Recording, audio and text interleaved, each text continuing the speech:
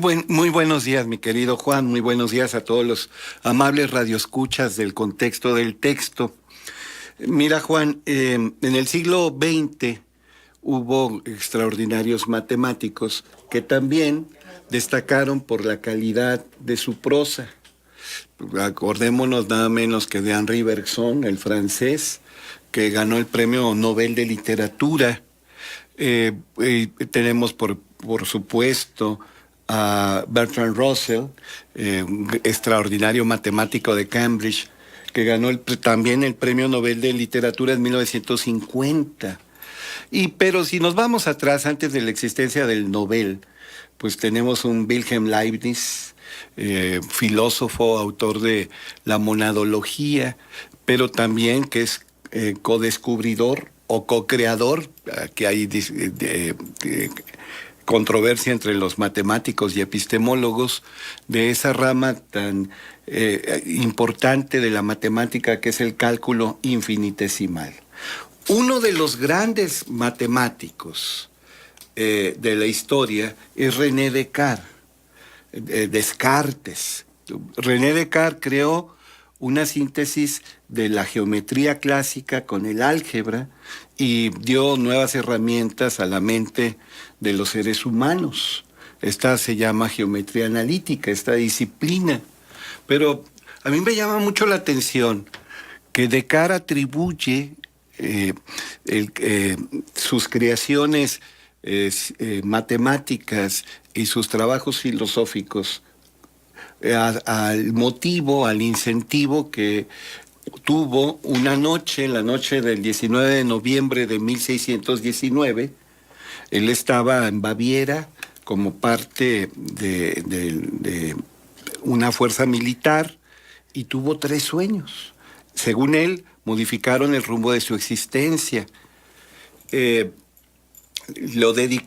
Esos sueños provocaron que pensara en abandonar la carrera de Derecho. Él se había graduado como especialista en Derecho Canónico y en Derecho Civil y se consagrara por completo al trabajo filosófico y también a la labor matemática.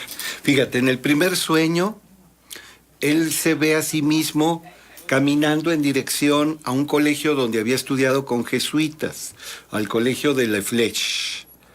Él caminaba por el patio rumbo a la capilla ubicada a la derecha, pero un fuerte viento le dificultaba, casi le impedía avanzar a la derecha y le dejaba agotado. Repentinamente, alguien le invita a tomar un delicioso melón, que era una fruta muy exótica en aquellas regiones europeas. Él va, al rato desarrollamos más este sueño. En el segundo sueño, escuchó un estruendo y su habitación quedó inundada por una lluvia de fuego. Finalmente, en un tercer sueño, se encuentra repentinamente ante 2 libros. Un diccionario completísimo, voluminoso, y un libro de poemas. En el libro de poemas lee un verso de Ausonio que plantea este cuestionamiento. ¿Cuál será el camino que hay que seguir en la vida? Estando absorto ante esta relevante pregunta, aparece un desconocido que pone ante sus ojos un libro en que destacan 2 palabras, la palabra sí y la palabra no. Descartes intuyó que los 2 primeros sueños se vinculaban fuertemente con lo que ya había vivido y estaba viviendo, y que en cambio el tercero se refería al porvenir, al futuro. El fuerte viento él lo vio como un espíritu maligno que se oponía a su progreso. El melón sintetizaba los deleites que se encuentran en el estudio y en la contemplación, en la vida intelectual y reflexiva. Afirmó que la lluvia de fuego era nada menos que la irrupción del Espíritu Santo, que le llamaba otra forma de vida. El diccionario era un compendio de instrucción académica y el libro de poemas conjugaba la riqueza de contenido y de forma. Las palabras sí y no dejaban ver claramente que era factible distinguir la verdad de la mentira a través de un esfuerzo metódico. El desconocido que apareció y le puso en el sueño el libro ante sus ojos, para Descartes era claro que era un enviado de Dios. Si tú quieres, un ángel, que etimológicamente ángel significa el que trae mensajes o noticias de Dios. Bien, René Descartes es muy importante como figura egregia de una corriente de teoría del conocimiento llamada racionalismo. Es muy importante como matemático, ya te dije, aportó la geometría analítica y era muy admirado en su época, bueno, con el tiempo, cuando empezaron a hacerse públicos sus trabajos. Acuérdate que la reina Cristina de Suecia lo admiraba, sostuvo un intercambio epistolar con él y lo animó a viajar a Suecia para que se convirtiera en su instructor privado, en su preceptor particular, René Descartes. Y Descartes eso le costaría la vida porque no estaba acostumbrado a vivir en tan gélidas regiones. Pero Descartes es, te digo, muy importante. Y siempre se asocia con el saber discursivo, con el trabajo metódico, con el esfuerzo analítico, con el procedimiento algorítmico, paso a paso, el razonamiento cuidadoso. Con eso se asocia René Descartes. Y sin embargo, él dice que el detonador que modificó el cambio de su vida fue esa noche donde tuvo 3 sueños. Él posteriormente decía, curiosamente el viento, cuando yo estaba en el patio de mi antigua escuela, el colegio de jesuitas donde había estudiado, yo quería caminar a la capilla, no me dejaba avanzar a la izquierda, a la derecha, me empujaba a la izquierda. Y pensando en la etimología, pues se da cuenta que derecha tiene que ver con la carrera jurídica, el derecho, el ejercicio del derecho. El padre de Descartes había decidido la vida de René Descartes, en el sentido que tienes que ser abogado porque ahí hay una fuente lucrativa, ahí hay una forma de ganarte la vida, de sostenerte. Y a Descartes no le gustaba el derecho. Entonces lo empuja hacia la izquierda, y la izquierda pues es lo desconocido, es el cambio, también es la rebeldía, y rompe con la decisión paterna, la desobedece.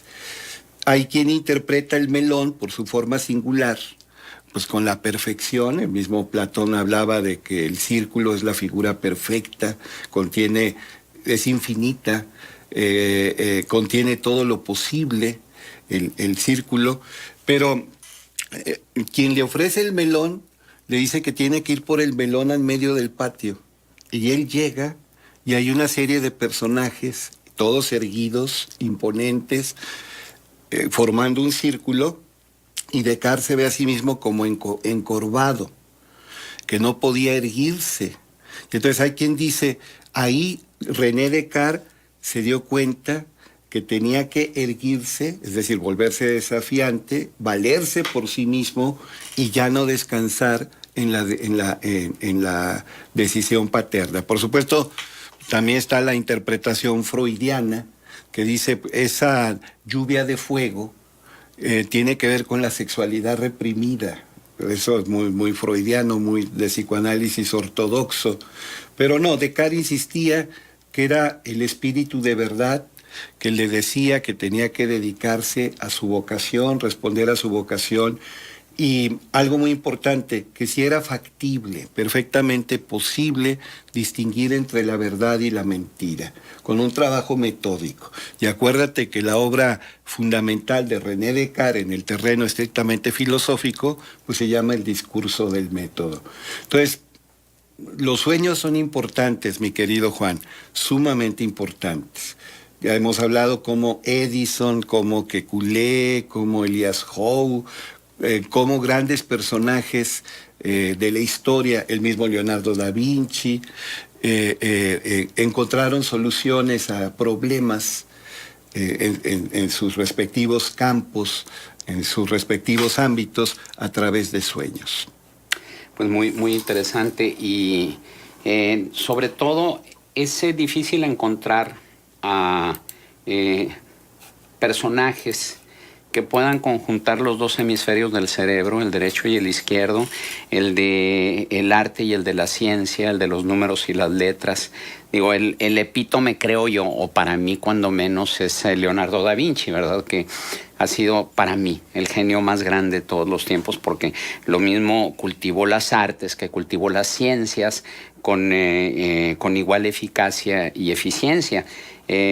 Por lo que me dices, yo desconocía sinceramente el sueño de René Descartes, y sobre todo la interpretación de ese sueño y cómo de alguna manera, si nos proponemos, podemos romper ese atavismo o ese prejuicio de que los seres humanos nacen con un hemisferio cerebral preponderante, ¿sí? Es decir, hay quien nace ya con habilidad para las matemáticas, y el que nace para las matemáticas no va a tener habilidad para la poesía, para la literatura, para las artes, y viceversa. Sin embargo, bueno, estos personajes vienen a romper con ese atavismo o ese prejuicio. ¿Tú qué opinas? Mira, a partir de los trabajos de neurocientíficos como Sperry y Gazzaniga, se ha popularizado mucho esto de la lateralización cerebral. Creo que incluso se ha abusado, ¿eh? Hay quien dice, es que él es totalmente hemisferio izquierdo y él es totalmente hemisferio derecho. No, no es tan simple.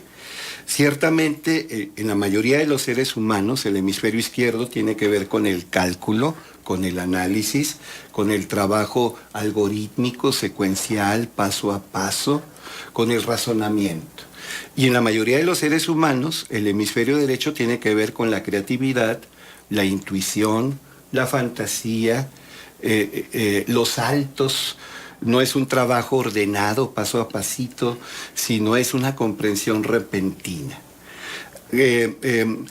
Los grandes genios han sabido armonizar sus dos hemisferios. Mira, por ejemplo, el genio de genios del siglo XX, Albert Einstein, se esforzaba al máximo, hacía un trabajo, llámale tú, de hemisferio izquierdo, un trabajo físico y matemático, pero caminaba y le gustaba escuchar, y no solamente escuchar, también producir música, reproducir la música de Mozart, que para él era la música del universo, la música de las esferas. Si Albert Einstein no hubiera tocado el violín, si Albert Einstein no hubiera apreciado tanto la música de Mozart, quizá, adverbio dubitativo, pero yo me inclino a cierta certeza, quizá no hubiera aportado la teoría de la relatividad y planteado los fundamentos de la teoría del campo unificado. La respiración consciente, la meditación, la audición de música de alta frecuencia, la de Mozart, que es estrictamente clásica, pero también la barroca, etcétera, favorecen mucho la integración de los dos hemisferios. Cuando revisaron el cerebro de Einstein, se dieron cuenta que era en ese primer momento un cerebro normal. Lo que encontraron, cayeron en la cuenta años después de haber revisado el cerebro de Einstein, es que tenía un cuerpo calloso superior. ¿Y qué es el cuerpo calloso? Lo que une los dos hemisferios cerebrales. Entonces, sí, hay que integrar ambos hemisferios. René Descartes lo intuyó, él hablaba del espíritu de geometría y el espíritu de finura o de fineza. Y mira, ya con eso termino porque se nos acaba el tiempo, se nos acabó el tiempo. ¿Cómo le llamaban a la poesía? Pues le llamaban la gaya ciencia o el gay saber. Hoy en nuestros días hoy escuchamos gay pronunciado a la manera norteamericana, bueno, anglosajona más bien, gay como sinónimo de homosexual. Pero gaya o gay tiene que ver con felicidad, con dicha, con bienestar. Entonces, la poesía es la gaya ciencia. Entonces, se puede integrar el espíritu de finura y el espíritu de geometría. Y grandes genios de todos los ámbitos han sabido integrarlos. Y es que si tú ves, realmente no hay, si tenemos un pensamiento universal, no vamos a encontrar una división entre el arte y la ciencia, porque si vamos a hablar de música, la música es matemática, ¿sí? Entonces, dicen, no, es que yo soy músico, no me gustan las matemáticas. Bueno, es que si eres músico te tienen que gustar las matemáticas porque están íntimamente ligadas. Por ¿sí? supuesto. Sí, Claro. sí. Pues muy interesante. Como siempre, Toño, ¿algún punto de contacto? Antonio Álvarez Mestre @hotmail.com.